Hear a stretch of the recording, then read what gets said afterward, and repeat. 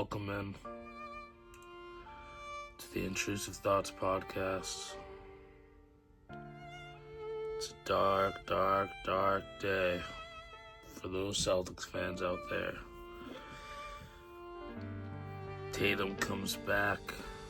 Jaylen Brown playing at an MVP level. End up as a 2 seed. Most are picking you to come out of the East. A lot of people I know even said win the finals. But you didn't expect Joel Embiid to come back. You didn't expect Paul George to turn back the clocks. And you definitely didn't expect to blow a 3-1 lead in a Game 7 on your home court. Tatum, regardless of Tatum being in or out, can't blame Tatum. I don't want to hear people blaming Joe Mazzulla. The players know the shots that they were taking. That game easily could have been won by the Celtics, easily, despite Embiid and Maxey and Edgecombe and these guys doing their thing. Celtics should not have let that series go to 7, and definitely should not have lost a Game 7 on one of the best home floors in the entire NBA. So, dark times. What are they going to do? What are the Celtics going to do? They don't have much wiggle room as far as cap space and, free agent moves that they can make. They traded for Nikola Vucevic, and he didn't play a single minute in Game 7 where they needed bigs. Their bigs were in foul trouble. Most people thought that was a home run of a trade. It was pretty much a strikeout. You could argue that they would rather have Anthony Simons in those type of games, more somebody else to create, especially with Tatum being out. But, what are the Celtics going to do? I think there's one clear answer of what they should do, and we'll get into that. But I say all that to say, let's get into some first round NBA basketball, second round matchups. It's been a while. I've been busy, working like a slave, yada, yada, yada. But we're going to talk about the first round matchups. I haven't been able to watch too many of the games, but the ones that I have watched have been phenomenal. I mean, we have some obvious outcomes. We have some surprise outcomes. And then we're going to get into the second round. And also all the questions like, what are the Celtics going to do? What's the Sixers' potential? Thunder, Spurs, are they just on a crash course? Are they going to collide with each other like everybody expected? LeBron's greatness. We're just going to talk about all that. And this is the next episode of the Intruesive Thoughts Podcast. I've been drifting through my mind where the silence talks. Stars fall slow in my intrusive thoughts. City lights flicker, heart sinks with the plot. Reality bends when the questions start. I hear echoes of the truth and distortion and bass. See reflections of the void when I look in my face. Every word, every pose, just a code in the fog. I'm a mirror for the madness and I talk to God. Intrusive us.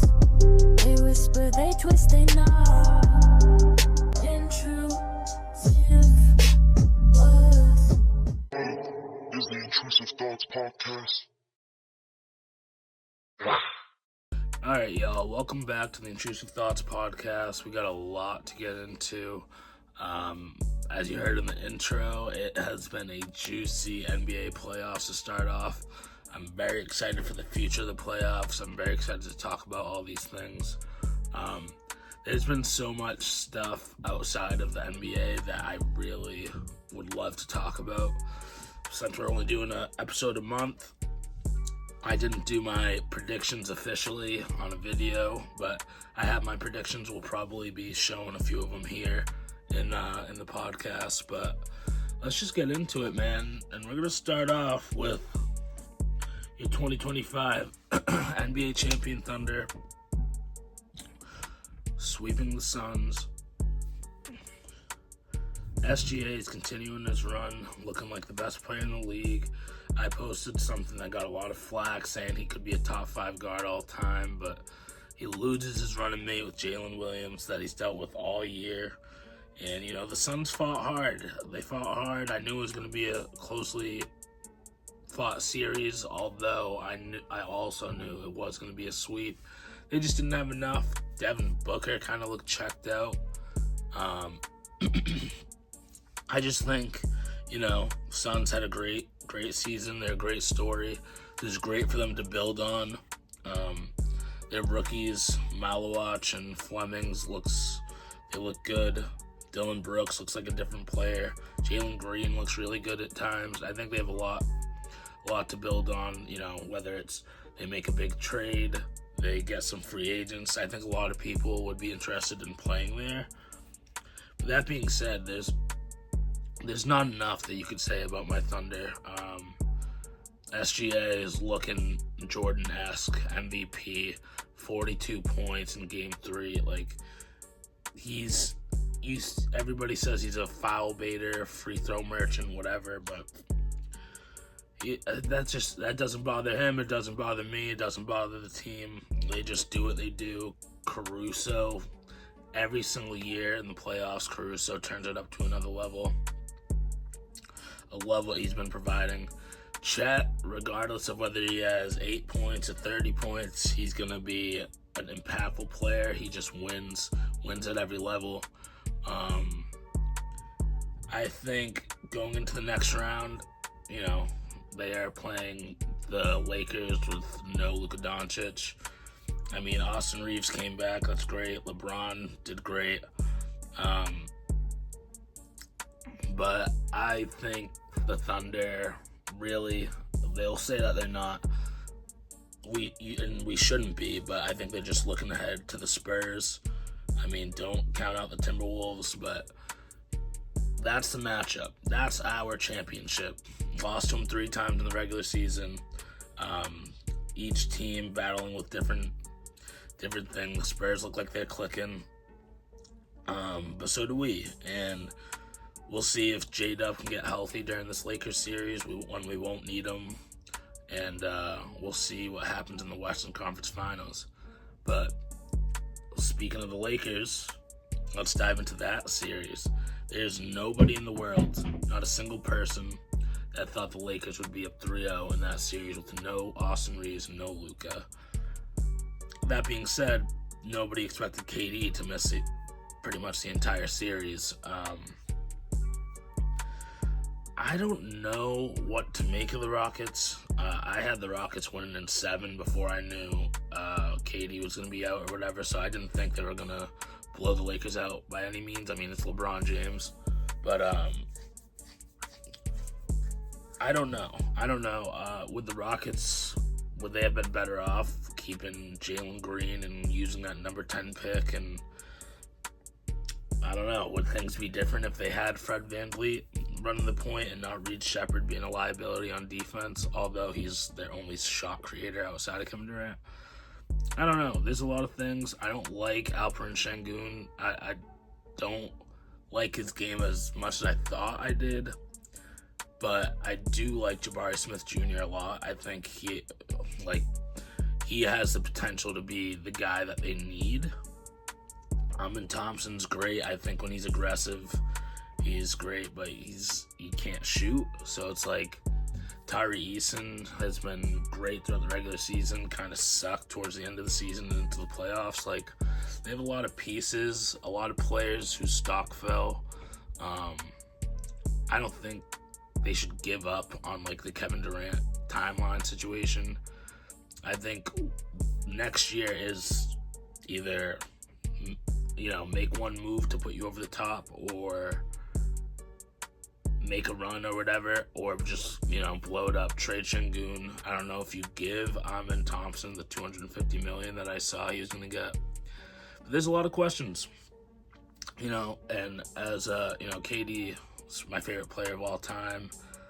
You could say, there's arguments against him with the Suns, now with the Rockets. These teams just, as he's a number one option, these teams just don't, I don't know what it is. Are they not as good as people make them out to be before KD gets there? Or is it something like he's not the creator and the system that like a LeBron is as a one option? It's so if there's not like a solid system, he doesn't thrive as well. He had a great season himself, but the team around him was kind of clunky. So I don't know.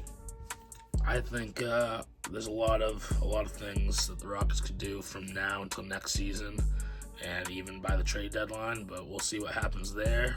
We'll see what happens with Ime Udoka. On the other side, there's just at some point, it's just LeBron James is inevitable. I really can't believe. Like, we got to put this in perspective here. Like, we really do. LeBron James, Marcus Smart, DeAndre Ayton, Rui Hachimura, and Luke Kennard. Like, come on, man. Like, you got Vando off the bench. You got Bronny. You got, what are we doing? I don't think people understand at 41 years old how ridiculous it is that LeBron carried that team and beat a Şengün and beat an Amin Thompson and beat Jabari Smith, Reed Shepherd, all these high draft picks, all these young guys. It is really incredible. And I think that series alone elevates him just even a little bit as far as legacy talk. It's unfortunate that they have to run into the buzzsaw that is the OKC Thunder, but what a season. If the Lakers had Luka, I think it'd be a little bit more competitive because Luka by himself gets you a game. So I don't know. Great season. I'm kind of excited to see what the Lakers do because, I don't think they expected to win in the first round. I think that was going to be an out for them to move off of LeBron. But how can you move off of LeBron after that series? You can't. And so shout out to LeBron, shout out to the Lakers. It was a pleasure having you in the playoffs, but we're going to take you out in 5, maybe 6, but probably 5. So shout out to you guys. Now let's get to the other side of the Western Conference. The best player in the world, Nikola Jokic, losing in 6 games to a injured Timberwolves team. Excuse me.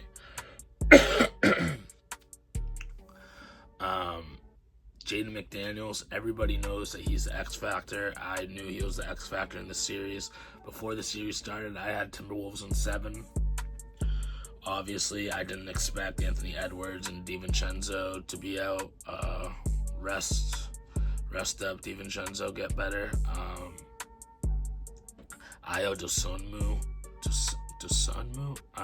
I feel like that's weird saying his name like that. But he has been a complete revelation ever since they acquired him at the deadline. What a win. Rudy Gobert.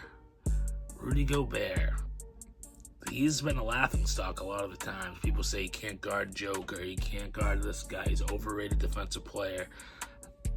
I don't know, man. 4-time DPOY and, contained the best player in the world.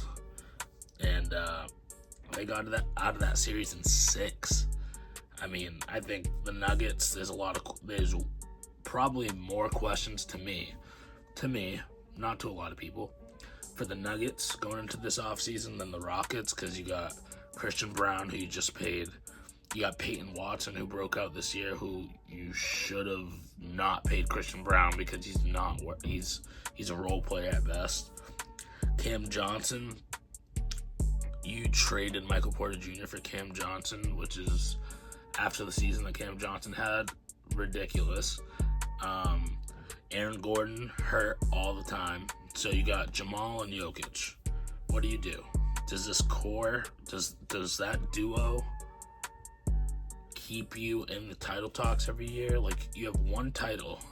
Everybody thinks that you're a perennial Western Conference Finals appearance type team, but it's like, you have one championship. You made some bad decisions as far as the front office, as far as contracts goes and stuff. So what do? Do you completely rebuild around Joker and Jamal? Or do you just reset? I mean, obviously when you have a guy like Jokic, it's hard to say that we're going to rebuild, because he's going to make you a 50-win team every single year by himself. But it's like, I don't know, man. Contractually, this team is stuck. I mean, you got to find those role players for minimums, but you're not. It's not like you're the Warriors, to where like you're pretty much a shoo-in for the Western Conference Finals and Finals every single year. So a lot of players will come to play for you, and I don't know. I think they're in a weird spot. Jamal Murray, first-time All-Star, well-deserved. I mean, they're one of the best duos of all time. But at some point, I mean, I don't know. Is this a 2K in me? I don't know. I really don't. But I just would consider, maybe listening. Not saying trade Jokic, but just, there are teams that would throw the house at you. There are, I'm just saying, like, I don't know, maybe that's too crazy now that I think about it. Maybe, but you got to trade somebody. You got to trade a couple people. And the people that you're going to trade outside of Jokic, their value isn't there. As far as the Timberwolves go, again, great series. Jaden McDaniels, Ayo, Gobert, Conley, who they got back after trading at the deadline. Like, it's that team, Julius Randle, Naz Reid, that team is so talented, and if they can get Ant back against the Spurs, I don't think it's going to be an easy out for them. I think they made the Western Conference Finals 2 or 3 straight years. I think they're due, and they just have unfortunate timing. They also might need that one move to put them over the edge. I don't know what that move is. I mean, a lot of these teams are like 1 or 2 moves away, and that's the hardest spot to be in, because you have to make sure you capitalize on whatever that move is. So that was a great series. Jaden McDaniels is a dog. If he plays like that, when Anthony Edwards is on the floor, it's an entirely different team. Like, if he takes a second option over Julius Randle, because sometimes Julius Randle takes the worst shots known to man, but sometimes when they go in, he drops 40. But like, if Jaden McDaniels commands the ball like he does when Ant Edwards is out, like, that's a different Timberwolves team, and I think everybody sees it. So they're going up against the Spurs, who just beat the Blazers. Another great story. I got so much love for the Blazers. Drew Holiday, Donovan Clingan, all these dudes. Scoot looked great towards the end of the year. I'm very happy about that. You got none other than Denny Advia. Like, he's been phenomenal. I've always believed in him. He's a great player. It's just, you run into Victor Wembanyama, Dylan Harper, Steph Castle, De'Aaron Fox. Like, what are you going to do? You got a game. I thought maybe you'd get 2, but you got a game. Wemby is phenomenal. Good luck to the Timberwolves. I mean, is Gobert up for the challenge to guard Victor Wembanyama? Is he? Like, I think he could be. I think, especially after the series he just had against Jokic, why couldn't he? The Spurs are a young team. Timberwolves are well proven. we'll see what happens. I don't know where I'm going to go in this series yet. I mean, the Thunder and Spurs, the league wants it to happen. Everybody wants it to happen. It seems the most likely to happen, but we'll see. We'll see when Anthony Edwards, if and when he comes back, what the series looks like. Right now, I'll lean Spurs in 6, but I could go Wolves in 7 if Ant comes back with a vengeance. I mean, that's going to be the key. So, Western Conference, great first round, despite some series not being that close. But this is just a lot of headlines, a lot of good basketball. And I got the Spurs right now. I got the Spurs and meeting my boys, OKC, in the Western Conference Finals. That will feed families across the world for the NBA. So on the Eastern Conference side, we're going to save the best for last. Game 7 last night.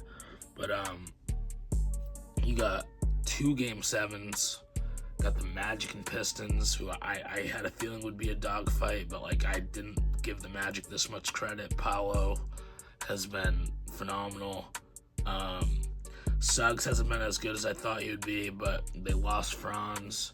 They don't really have any big presence. I mean, Goga's kind of been more of a presence on the boards than like Wendell Carter.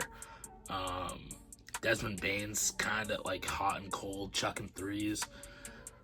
And Cade has been phenomenal for the Pistons. I think if they got anything close to a Jalen Duren during the regular season in this series, it would be over.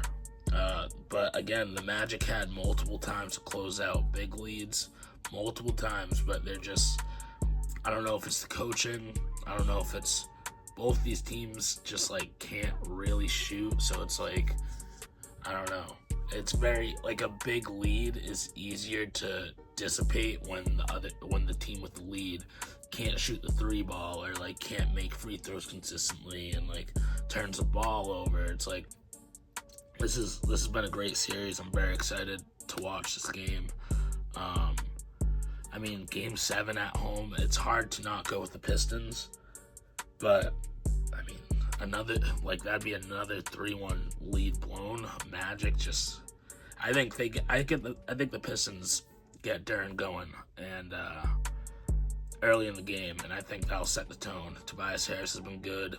Asar Thompson, I hate watching him on offense because like even Amin Thompson has the ball in his hands a lot, and he gets downhill and they run little down screens for him, and he'll take the occasional midi, but Asar just like, they just stand completely away from him, and he's not looking to shoot. So it's like, I don't know. He's a great defensive player though, so he has to be on the court. It's just both of these teams are very, very, very streaky when it comes to shooting, and I think, Game 7 at home, Detroit at least has Duncan Robinson and Kevin Huerter and Cade and some guys that can get some shots up. Tobias Harris, Dennis Jenkins. Like, I think Detroit's gonna rock out, and it could be a very close game. I hope it's a very close game, but I think Detroit's gonna win. What a series it's been. Then we got another Game 7, Cavs, Raptors. I love this Raptors team. I love when they play small. I love when Scotty Barnes is like playing the 5 but also running the point, and I love it. And something about the Cavs I just don't love. I think before the series, I don't know. I'm gonna have to check. I'll probably put it up on the screen here, but I think I had Cavs in 7. I had one of them in 7 or Cavs in 6. I can't remember, but I knew it was going to be a dogfight of a series. I think Game 7 at home, Donovan Mitchell is going to be aggressive from the jump. I think, he's known for these big playoff performances. It doesn't always lead to wins, but Mobley's been playing well. They got James Harden to calm the tempers, to keep everything cool, calm, and collected. Jared Allen's been good. They're kind of like healthy completely healthy for the first time in a long time, especially in the playoffs. So I think that they could pull this off. Now, the Raptors are just a bunch of dogs. Brandon Ingram has not been playing the best in the series, and I do think he's a player that Game 7 in another person's arena, another team's arena, he could be the guy that quiets the crowd. And Scotty Barnes defensively, Colin Murray-Boyles has been great. I would not be shocked if the Raptors pulled this off, just based on the Cavs' history and the Raptors' grit, but I think I'm going to go with the Cavs here. It's hard not to go with the home team in Game 7, especially after the home team lost in Game 7 last night in the way that they did. So, I got the Cavs. Wow, I can't believe there's been 3 Game 7s in the East, and the Knicks and Hawks were heading towards Game 7, but got to give Hawks credit. They have been, they played above where everybody thought they would be. They gave the Knicks a run for their money, but at the end of the day, the Knicks are just too talented, and that's just it. Jalen Brunson's a dog. Cat, he could be, I don't know how to feel about Cat, but they just have way too much talent. Look at their cap books. They have too much money on all these players. They were going to win this series. CJ McCollum, great story. Nickeil Alexander-Walker, great. Kuminga, I'm very excited for the offseason and next season for what Kuminga's role and what he's going to do for the Hawks. It's going to be a busy offseason for the Hawks. They have a top pick. I think that's a success of a season. Jalen Johnson's been great. But, nobody thought they were going to beat the Knicks. And I don't even think a lot of people thought they were going to go to 6. I believe I had Knicks in 4. But, shout out to them. The Knicks are now going to be going up against the 76ers in the next round. And if Embiid is and can stay healthy, boy, oh boy. Boy, oh boy. Because Cat's going to get punked by Embiid. And Maxey and Edgecombe on the perimeters, Jalen Brunson, man. I think, first, let's talk about the Sixers and the Celtics before we get into the second round predictions. So it's going to be, Game 7 pending. It's going to be Pistons versus Cavs, and then Knicks versus Sixers in the second round. But the Sixers, man, down 3-1. Maxey is a dog. I love Maxey. Edgecombe, this team, I don't think nobody knew Embiid was going to play, especially as early as he did. And I still don't think, if you're the Celtics, that's an excuse as to why you lose. I saw Joe Mazzulla said the difference was we didn't expect Embiid, or something about Embiid starting playing. And it's yeah, but that's why you make a trade for Vucevic.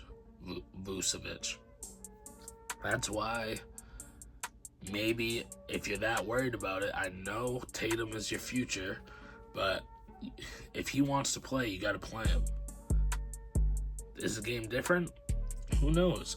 I don't know. I do think the Celtics lacked shot creating, and in the second half, Edgecombe took Derek White, and Derek White was not the same player. You got Jaylen Brown, he's not a creator. He's a shot creator for himself, but he's not a creator. Pritchard couldn't get much going.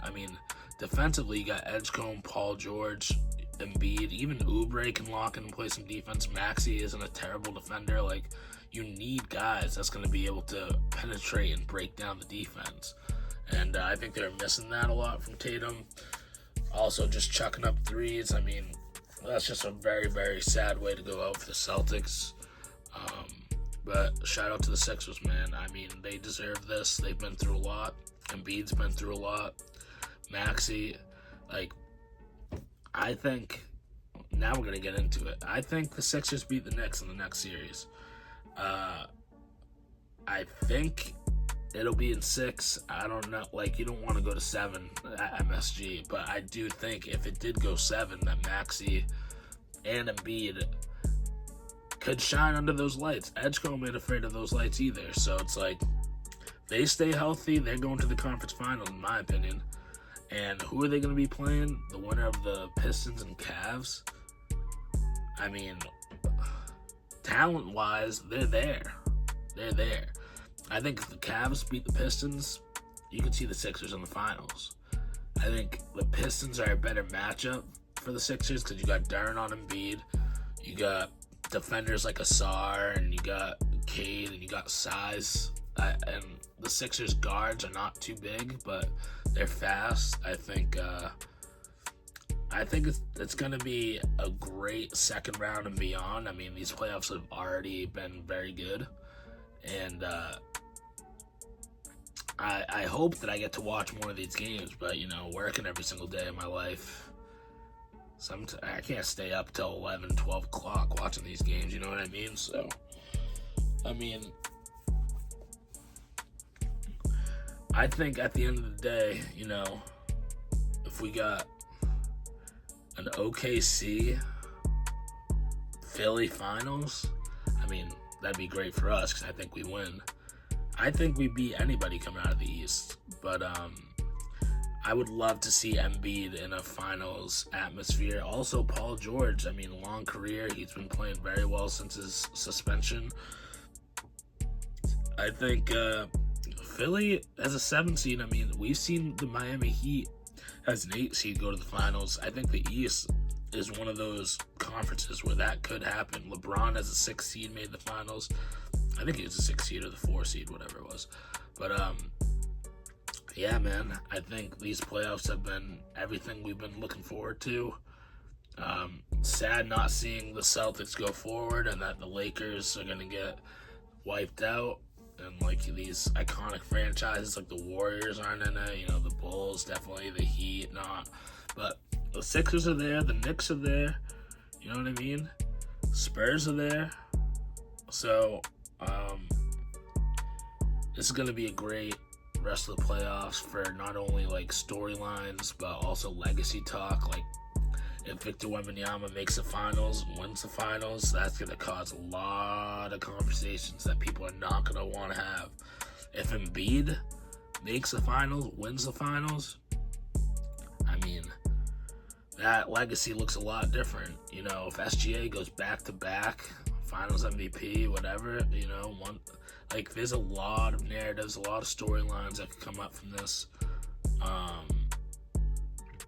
And yeah, I think these playoffs are going to cause a lot of off-season conversations, especially when you have the league talking about flattening the odds for the lottery to stop tanking. You got expansion coming soon, inevitably. You got players like LeBron, KD, Steph Curry. Like, what are they going to do? And a lot of players in their contracts and free agency, and you got the Giannis thing. You got what is the Nuggets going to do with Jokic? I just think the NBA is in a great spot. I think Victor Wembanyama helped that. I think SGA helped that. I think LeBron continues to help that as he's done his whole career. And wow, man. I mean, what a time to be alive. So I don't know. First of all, thank you guys for tuning in. I'm probably June is gonna be obviously my next episode. That's when it'll come. Is in June. Rest of May, I'm booked up. But yeah, it's we'll see what the finals holds.